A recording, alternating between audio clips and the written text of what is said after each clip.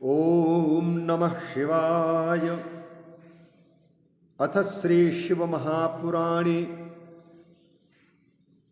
प्रथमायां विद्येश्वर संहितायां अष्टादशोऽध्यायः। अब श्री शिव महापुराण के प्रथम विद्येश्वर संहिता के अंतर्गत 18वां अध्याय प्रारंभ हो रहा है। यह अध्याय भी 17वें अध्याय की भांति बड़ा अध्याय है। इसमें 162 श्लोक हैं और इन 162 श्लोकों के इस अध्याय को भी छोटे छोटे भागों में विभक्त करके आप सभी सुधी श्रोताओं के सामने उपस्थापित करने का प्रयास किया जाएगा। छोटा जब फाइल हो तो उसको प्रत्येक व्यक्ति को सुनने की इच्छा भी हो जाती है और सुधार करने में भी सुविधा होगी आगे चल करके एडिट आदि करने में। इस दृष्टि से छोटे छोटे भागों में 15 से 20 मिनट के समय वाले ऑडियोस बनाने की कोशिश कर रहे हैं, वीडियो बनाने की कोशिश कर रहे हैं। भगवान शिव हमें इस कार्य में सफलता प्रदान करें। इस अध्याय में जो जो बातें कही गई हैं वो पहले श्रवण कर लें।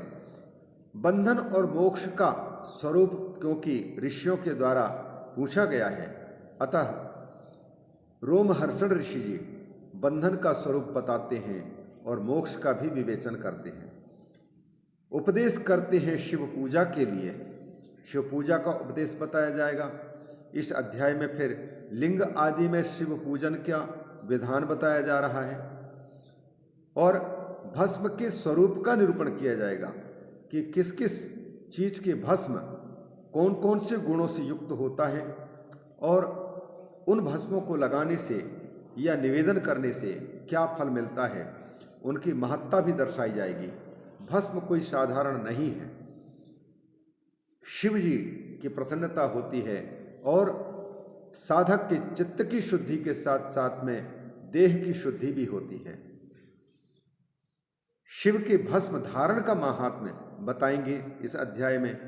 शिव और गुरु इन दोनों के शब्द की व्युत्पत्ति, गुरु शब्द और शिव शब्द की व्युत्पत्ति और उनका अर्थ निरूपित किया जाएगा। फिर विघ्न शांति के लिए क्या करनी चाहिए। विघ्नों को, अच्छे कार्यों में विघ्न उपस्थित होते हैं। श्रेयांसि बहुविघ्नानि, अतः अच्छे कार्य में, शिव आराधना में, शिव पूजा में, शिव कथा श्रवण में या शिव कथा वाचन में, शिव मंत्र जप में, शिव के षोडशोपचार पूजा में, शिव कार्य, शिव सेवा में कई प्रकार के विघ्न उपस्थित होते हैं। उन विघ्नों का उल्लेख और उन विघ्नों के निवृत्ति का उपाय भी बताया जाएगा। और फिर शिव की प्राप्ति कराने वाले शिव धर्म का निरूपण किया जाएगा। ऋषय ऊचुः बंध मोक्ष स्वरूपम ही ब्रूहि सर्वार्थवित्तम। हे सर्वार्थवित्तम, सर्व अर्थवित्तम, समस्त पदार्थों को जानने वाले प्रभु, सर्वज्ञों में सर्वश्रेष्ठ, सर्वार्थवित्त और सर्वार्थवित्तों में भी सर्वार्थवित्तम, सर्वश्रेष्ठ ज्ञानी भगवान, कृपा करके आप बताइए बंध मोक्ष स्वरूपम, बंधन का स्वरूप क्या है और फिर हम कैसे पहचान सकें कि यह व्यक्ति मुक्त है। मोक्ष का स्वरूप क्या है। हम बंधे हुए हैं, इस बात को भी पहले पहचान हो तभी बंधन से मुक्त होने की बात सोची जा सकती है। पहले तो बद्ध व्यक्ति को बंधन का पता ही नहीं लगता है, इसीलिए बद्ध होने का भान नहीं होने से साधक मुक्त होने की भी इच्छा नहीं कर सकता है, अर्थात मुक्षु नहीं बन पाता। इसीलिए भगवान शंकराचार्य जी विवेक चूड़ामणि में कहते हैं, दुर्लभम त्रयमेवैतत् देवानुग्रह हेतुकम मनुष्यत्वम मुमुक्षुत्वम महापुरुष संश्रयः। 3 दुर्लभ वस्तुओं में से मुमुक्षुत्व भी एक दुर्लभ वस्तु है और यह देवानुग्रह हेतुक है। जिस पर भगवान की अतिशय कृपा होती है उसी को मुमुक्षा जागती है, मुक्त होने की इच्छा। और मुक्त होने की इच्छा जब होती है बंधन से, तो फिर मुक्ति प्रदान करने वाले गुरु की तलाश होती है। यह भी भगवत कृपा है। संत की तलाश अब मोहि भा भरोस हनुमंता, बिनु हरि कृपा मिलहि नहीं संता। भगवान की कृपा होती है तभी मुमुक्षा जागती है, और मुमुक्षा जागने पर मुक्त करने वाले महापुरुष की तलाश यदि उत्पन्न होती है तो उसमें और भी भगवान की बड़ी कृपा है। तो मोक्ष का स्वरूप जान लें, बंधन का स्वरूप जान लें, हम पहचाने कि बद्ध हम कैसे हैं। तो ये पूछ रहे हैं, पूछने के अनुसार सूत जी उत्तर देना प्रारंभ कर रहे हैं। बंधम मोक्षम तथोपायम वक्षेहम शृणुतादरात। ऋषियों, आप लोगों ने जो पूछा है बंधन का स्वरूप क्या है और मोक्ष का स्वरूप क्या है, तो मैं बंधन का स्वरूप भी बताऊंगा, मोक्ष का भी स्वरूप बताऊंगा। इसके साथ साथ में आपके मुख से जो मोक्ष का उपाय पूछना चाहिए था वह भी नहीं पूछा, लेकिन आपके बंधन और मोक्ष के स्वरूप पूछने पर यह भी तदंतर्गत ही मान करके मैं मोक्ष के उपाय को भी मैं बताऊंगा। आप सब श्रद्धा आदर के साथ श्रवण करें। आदरात श्रृणुत। प्रकृत्य, पहले बंधन किसको कहते हैं सुनो। प्रकृत्याद्यष्ट बंधेन बद्धो जीव स उच्यते, सह जीव बद्ध उच्यते। यह प्रकृत्याद्यष्ट बंधेन बद्ध। प्रकृति आदि 8 चीजें हैं। प्रकृति, उससे उत्पन्न महत्तत्व, उससे उत्पन्न अहंकार और त्रिविध अहंकार से उत्पन्न पंच तन्मात्राएं, और इन्हीं से फिर आगे उत्पत्तियां चलती हैं अलग अलग चीजों की। इसलिए मूल रूप से प्रकृति कहे जाने वाले ये मूल प्रकृति तो है ही, लेकिन मूल प्रकृति से उत्पन्न महत्तत्व यह भी प्रकृति है, अहंकार भी प्रकृति है और तन्मात्राएं भी प्रकृति हैं। अतः ये सप्त प्रकृति होने के साथ साथ में, क्योंकि इनसे अन्य चीज भी उत्पन्न होते हैं, तो विकृति भी है लेकिन प्रकृति भी है। और मूल प्रकृति र विकृति, मूल प्रकृति वो विकृति, वो किसी की विकृति नहीं है, वो तो केवल प्रकृति है। और प्रकृति केवल इसलिए है क्योंकि दूसरे को उत्पन्न करती है वो। अतः मूल प्रकृति एक, फिर मूल प्रकृति से उत्पन्न ये हैं क्रमशः एक महत्तत्व उत्पन्न हुआ, तो महत्तत्व प्रकृति भी हुई, और महत्तत्व फिर क्योंकि उत्पन्न हुआ है मूल प्रकृति से, अतः वो विकृति भी है। तो प्रकृति भी है और विकृति भी है, और इस महत्तत्व से उत्पन्न होता है अहंकार, इसलिए यह प्रकृति भी बन गई। और आगे चल करके ये क्योंकि उत्पत्ति हुई है इसकी, अतः विकृति पहले से है। तो प्रकृति विकृति जैसे महत्तत्व है उसी प्रकार से और अहंकार भी प्रकृति विकृति है। और पंच तन्मात्राओं से क्रमशः आकाश आदि की उत्पत्ति बताई जाती है, इसलिए वो अहंकार भी प्रकृति विकृति है। इस प्रकार से प्रकृति इन 7 के साथ साथ में मूल प्रकृति के साथ जुड़ करके अष्टधा प्रकृतियां हैं। तो इन्हीं 8 प्रकार की प्रकृतियों से ऊपर उठना ही बड़ा कठिन है, और इन्हीं में बंधा हुआ है व्यक्ति। मूल प्रकृति से उत्पन्न महत्तत्व, समष्टि बुद्धि, और उनसे उत्पन्न होने वाले फिर अहंकार, 3 प्रकार के अहंकार, तेजस अहंकार और वैकारिक अहंकार और तामस अहंकार, सात्विक अहंकार। सात्विक और तामस अहंकार है। तेजस अहंकार, वैकारिक अहंकार। वैकारिक अहंकार कहते हैं सात्विक अहंकार को, और तेजस अहंकार कहते हैं राजस अहंकार को। तो ये सात्विक, राजस और तामस 3 प्रकार के अहंकार होते हैं, और तीनों से अलग अलग प्रपंच उत्पन्न होता है। किसी से इंद्रियों की उत्पत्ति, किसी से तत्वों की उत्पत्ति, किसी से देवों की उत्पत्ति, इसलिए ये सब प्रकृतियां बनती हैं। तो ये 8 प्रकृतियां हैं। इन्हीं प्रकृति के जाल में जीव बंधता है, चाहे कुत्ता हो, बिल्ली हो, पेड़ पौधे हो, मनुष्य हो, देव शरीर हो, इन प्रकृति के बंधन में आते हैं और इस प्रकृति के द्वारा निर्मित इस शरीर के साथ में मैं और मेरापन कर लेता है।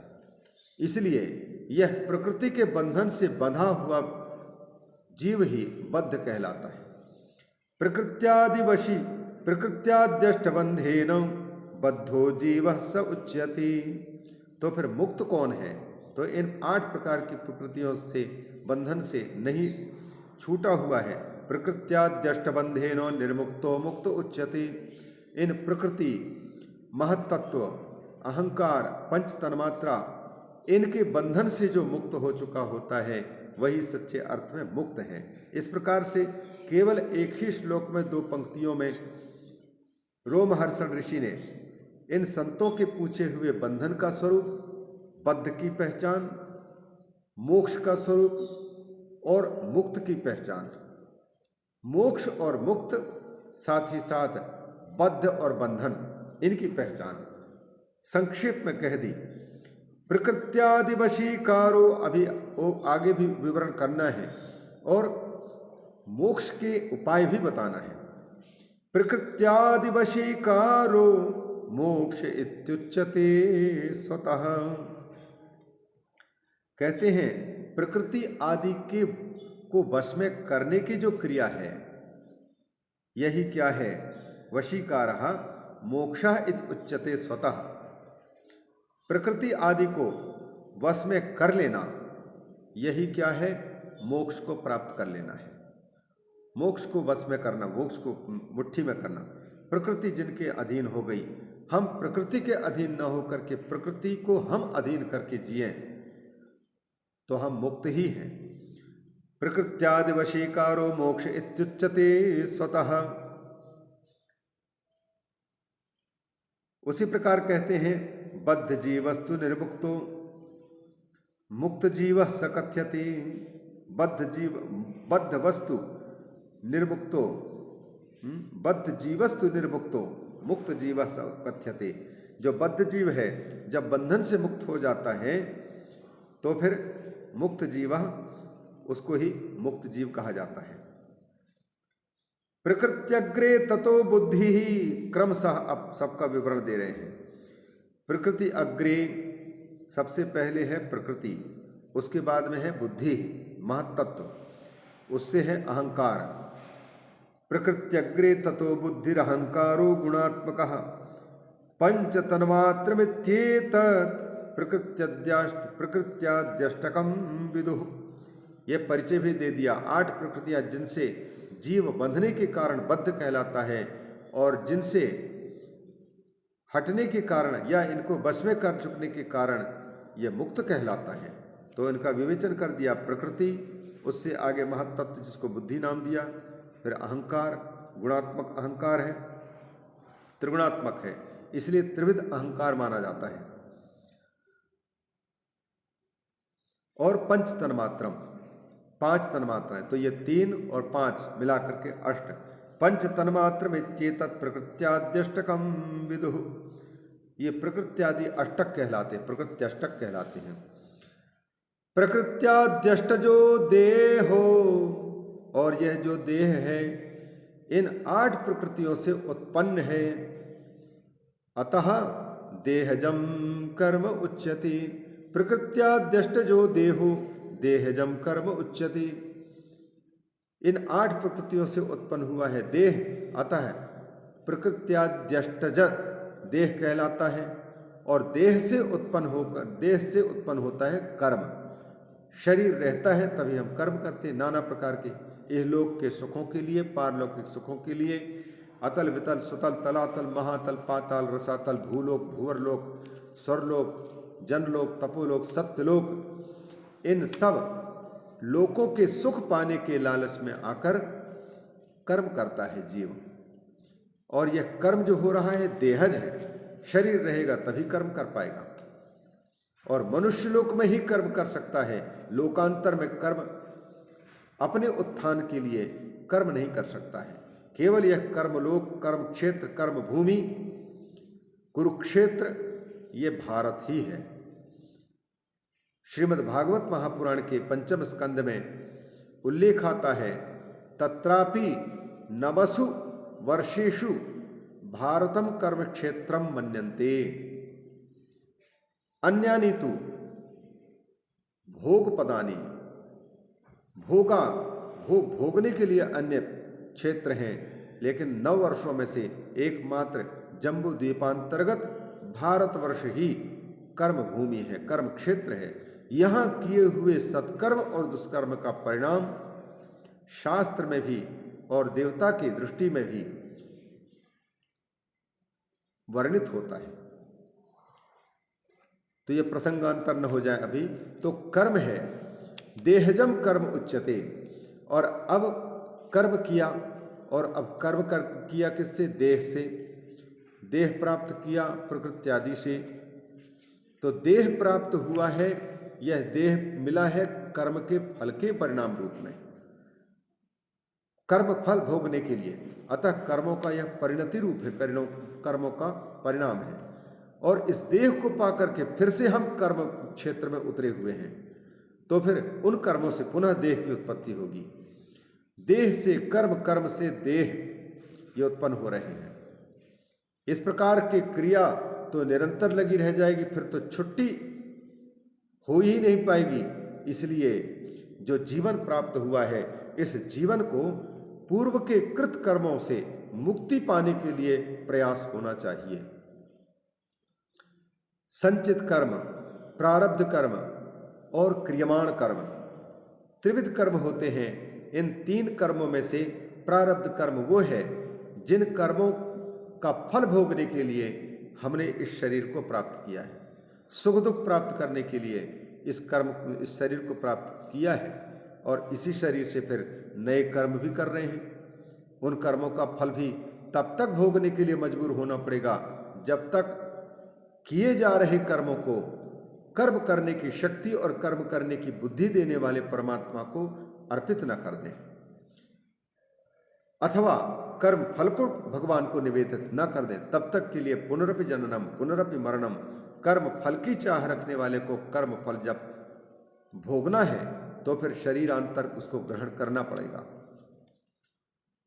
अतः संकेत यह है कि पूर्व के संचित कर्मों को अगर जलाना कोई चाहता है तो उनको ज्ञान की अग्नि से ही जला सकता है।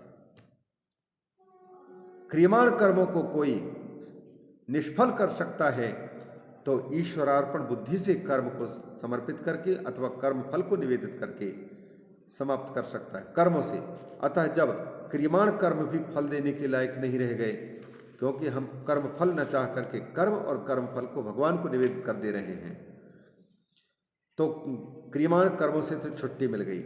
लेकिन बैंक में जमा किए हुए पैसों की भांति संचित किए हुए पूर्व मनुष्य शरीर में किए हुए कर्म, जो कि सत्कर्म भी हैं और दुष्कर्म भी हैं, मिले जुले कर्म हैं, उनका फल तो किसी न किसी दिन नंबर आएगा ही उनके फलों को भोगने के लिए। अतः उनको भी समाप्त करने की कोशिश करनी चाहिए। मुमुक्षु मुक्त होना यदि कोई चाहता है तो उन संचित कर्मों को कैसे उनको किनारे किया जा सकता है? तो एकमात्र गीता कहती है, ज्ञानाग्नि सर्वकर्माणि भस्मसात कुरुते अर्जुन। ज्ञान जब शिवोहम इस तथ्य का बोध हो जाए जीव को, तो फिर उन संचित कर्मों में भी फिर कर्म फल देने का सामर्थ्य नहीं रह जाता, और न ही कर्म फल विधाता उन कर्मों के फल भोग कराने के लिए मजबूर कर सकता है। रही बात प्रारब्ध कर्म की, जिन कर्मों के कारण इस शरीर की प्राप्ति हुई है और इस शरीर में सुख दुख की अनुभूति हो रही है, प्रारब्ध कर्मों के कारण, तो प्रारब्ध कर्म तो भोग करके ही छुटकारा पाया जा सकता है। उससे बिना भोगे प्रारब्ध कर्म छूट नहीं सकता। अवश्यमेव भोक्तव्यम कृतम कर्म शुभाशुभम, ना भुक्तम क्षीयते कर्म कल्पकोटिशतैरपि जन्म कोटि शतैरपि।